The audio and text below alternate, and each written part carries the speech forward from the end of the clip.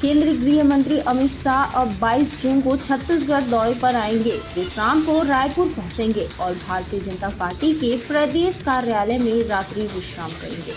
दूसरे दिन 23 जून को विभिन्न कार्यक्रमों में शामिल होंगे। बता दें कि अमित शाह इस दौरे में छत्तीसगढ़ में नक्सल समस्याओं को लेकर अहम बैठक करेंगे।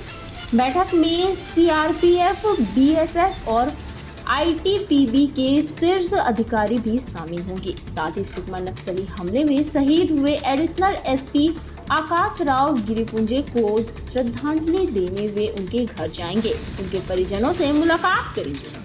साथ ही छत्तीसगढ़ में बनने वाले national forensic science university NSFU camp का भूमि पूजन करेंगे, जिसकी बिल्डिंग नवा रायपुर के 40 एकड़ जमीन में बनेगी। छत्तीसगढ़ के गृह मंत्री विजय शर्मा ने बताया कि यह लगभग 3.5 करोड़ रुपए की लागत से बनेगा। इस सत्र से NSFU में पढ़ाई शुरू होगी। पढ़ाई शुरू करने NSFU की ट्रेजिट बिल्डिंग बनेगी। 22 और 23 तारीख को यहाँ है। 22 को उनके आने के बाद बहुत बड़ी सौगात एक जो छत्तीसगढ़ को मिली है वो NFSU के कैंपस का है, नेशनल फॉरेंसिक साइंस यूनिवर्सिटी। उसका एक कैंपस छत्तीसगढ़ में बनेगा।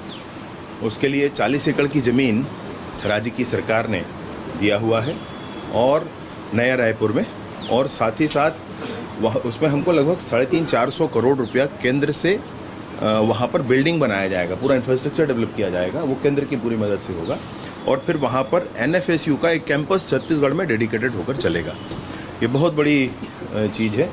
3 जो नए कानून आए हैं हमारे BNS, BNSS और भारतीय साक्ष्य अधिनियम, ये तीनों ही जो कानून आए हैं, इन तीनों कानूनों में 7 साल और 7 साल से अधिक की सज़ा वाले अपराधों में फॉरेंसिक साइंस का बड़ा महत्व है उसका, और इसलिए बहुत सारे फोर्सेस की, बहुत सारे इसमें मैन पावर की ज़रूरत है। यहाँ पर छत्तीसगढ़ में इसके खुल जाने से स्टूडेंट्स हमारे आगे आ पाएंगे और बेहतर विश्व स्तरीय संस्थान है उसका एक कैंपस हमको छत्तीसगढ़ में मिलने वाला है NFSU का। साथ ही साथ एक और 6-7 एकड़ की ज़मीन साथ में लगी हुई है जिसमें हमारा फॉरेंसिक लैब, छत्तीसगढ़ का फॉरेंसिक लैब जो छत्तीसगढ़ सरकार का है, वह भी बनेगा। तो ये दोनों ही बातों का भूमि पूजन होना है।